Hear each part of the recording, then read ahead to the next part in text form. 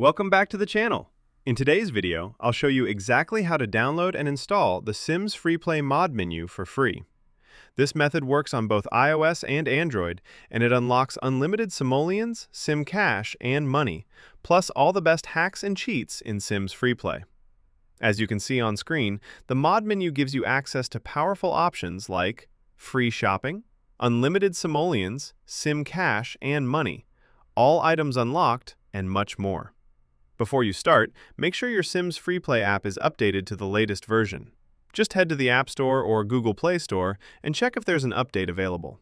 If your game is already up to date, you're ready to go. The next step is simple. Scroll down to the pinned comment below this video. I've explained exactly where you can download Sims FreePlay++ safely. Follow the instructions there, and you'll have the mod menu installed in minutes. That's it for today's guide on how to get the Sims FreePlay mod menu on iOS and Android. Thanks for watching, and I'll see you in the next video.